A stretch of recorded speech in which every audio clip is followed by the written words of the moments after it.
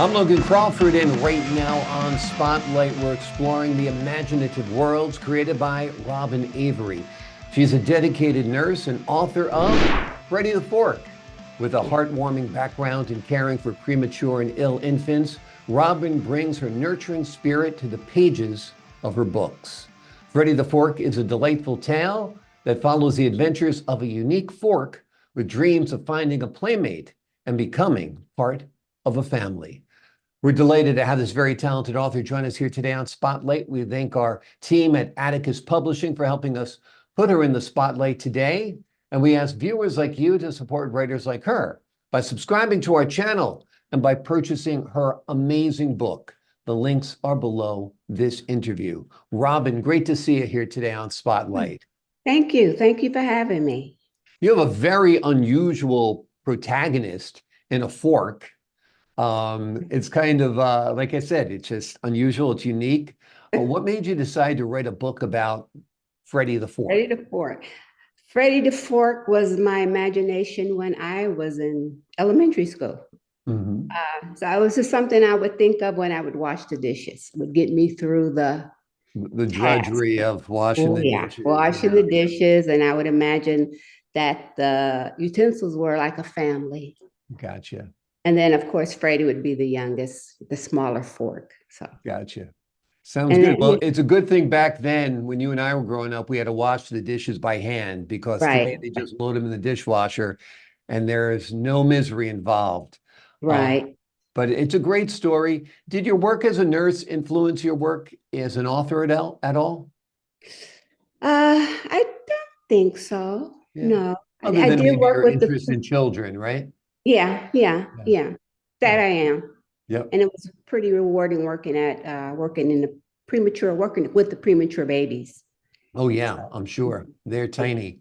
Are you still actively doing that? No, I'm doing something different. I'm still working, but as prior authorization nurse. Gotcha. Where I have to review requests for doctor's visits, MRIs, CT scans, things like that. So gotcha. It's not you had enough of those little hands holding your finger for a while, right? Oh yeah. Yeah, that really touches your heart, that's for sure. Mm-hmm. So you had this dream as a kid of making up stories of Freddy the Fork while you did the dishes. And what made you decide to put it down on paper finally? I guess I was actually doing private duty, and I'd be, have extra time on my hand, and I just it was just something that stayed in my mind. I don't, it's really hard to say why, but I just thought I'd start writing a book. It's just something that stayed in my mind. So great. Well, we're glad you did. Give the folks at home an overview of what the story is about. Okay, it's about Freddy the Fork. He's a young fork, maybe like the age of 5 years old or somewhat. And he sees the family every day, enjoying life and going along with it. And he's wishing he could play along with the younger kids. So when they're not aware and he's not being used as a utensil, he would, peek out the drawer and look at the family and dream that he could be part of that family other than in the drawer.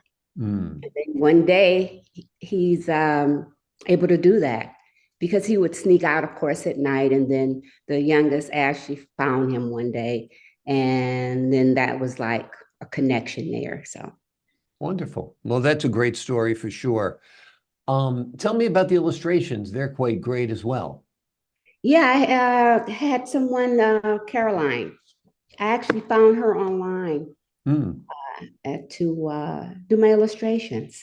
So you explained what you were envisioning? Yeah, we did everything on online. I never, spoke with her, but I would just send her. Actually, I just sent her the manuscript of what I wanted. Oh, okay. She was able, and she was able to show me. She actually did a good job.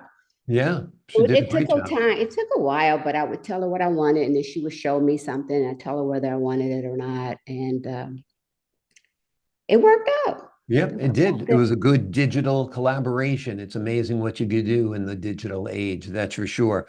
Are you planning any more Freddy the Fork adventures, or perhaps you're moving on to other utensils? Oh, let's see. Freddy the Fork. I'm not sure. But before Freddy the Fork, I did do Patrick the Peanut. So Freddy Okay. the Fork was actually the second, Mhm. my Tell us second book. about Patrick the Peanut. Patrick the Peanut, that's also about, he's also young, Mhm. but he lives on a different planet. He's actually a peanut, but a different kind of peanut. And he lives on a planet called Gooberville. Mhm. And then one night, he's awakened with a storm and he finds himself falling and falling. It was like an eruption there in his house and he's falling. He ends up on Earth in a peanut factory. Yeah. So he's wondering, what's going on with the other peanuts. They look similar to him, but they're not. And then Mm. it just goes on to tell you about his adventure there in the peanut factory. Well, hopefully he doesn't get turned into peanut butter at the end. No, he's able to escape that. He's able to escape being turned into a peanut before he's on the conveyor belt. So Okay. Oh, good. He was on the conveyor belt. yeah, he's on the conveyor belt. That's scary. Well, these are very visual stories. Have you envisioned them perhaps as animated features? Yeah, I Yeah. think I have. That's a dream of mine to have Yeah. them maybe movie adapted. Yeah. I think it would be really Yeah, they're interesting. fun stories. They're very original, I think, without a doubt. Now that you got to work out there, you never Yeah, know whose hands it's going to wind up in. So Disney, Hulu, yeah, that all Nickelodeon, if you're sounds great. listening, there's some great stories ready to go. The story's there. All you gotta do is hire some animators and get it going, Disney. So let's get Freddy the Fork made and Patrick the Peanut. Is that the other Patrick the story? Peanut. Patrick the Peanut. Sounds great. Yes. Are there lessons or morals you want to convey to children in there in the books? Yeah, with the Patrick the Peanut, he being the youngest, always felt that his family didn't really pay him any attention, but they are actually the ones that come and rescue him. And Hmm, it really makes him more appreciative of his family. exactly. That's yeah.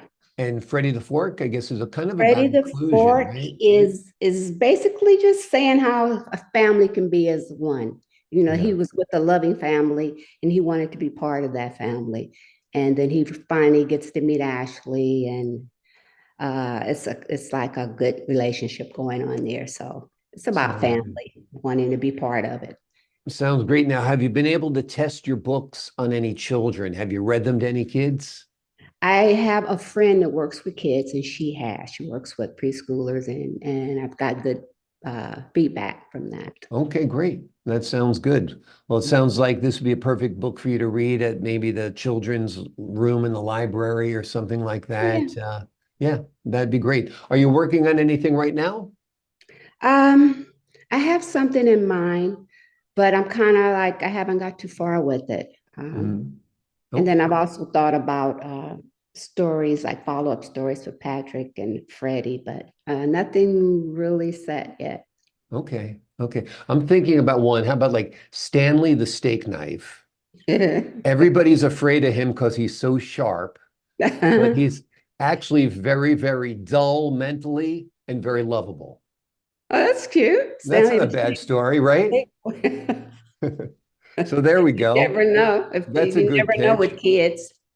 Exactly, exactly. Although you don't want the kids to say, "Hey, mommy, can I play with the steak Oh, knife that's now?" true. That's Yeah, true. exactly. Or I can't see the merchandise with like t-shirts with steak knives and little plastic steak knives. I think we'll Yeah, maybe we scratch that won't leave. one. We'll leave the knives out. Yeah, I Maybe think better be a butter knife or a or spoon. a I think spoon or that's something. better.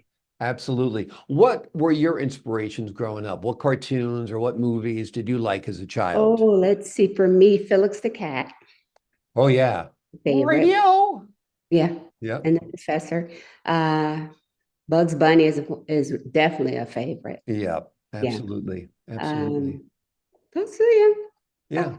The And I Warner think Bros. what's Looney cool Tunes. about those works and like your work as well, it appeals to both children and parents. I think the Right. children will enjoy reading these books to their children, just like I think adults and children always enjoyed watching Bugs Bunny. There were kind of subliminal messages there. Bugs Yeah. Bunny was kind of like making more jokes for people our age than little kids, but there were many, many laughs on many, many different levels. Yeah. Well, great. This book is amazing. Two books, actually. Robin's first book is called Patrick the Peanut. It's about a peanut who almost gets squashed on the conveyor belt, but fortunately, he is rescued by his family in a jiffy, as we like to say. And Right. to make a peanut butter pun. There we go. Yeah. And Freddy the Fork, which is a delightful tale of about a fork that sees the environment around him as he peeks outside the drawer where the utensils are kept and dreams about having something a little bit more. They're both delightful stories. They're delightfully illustrated as well. Children will love them, and you will love reading them to your children. Robin, thank you so much for joining us here today on Spotlight. Thank you for having me. My pleasure. Thank Had you. a great time talking with you. To the folks at home, I'm Logan Crawford, thanking you for your time this time. Until next time on Spotlight.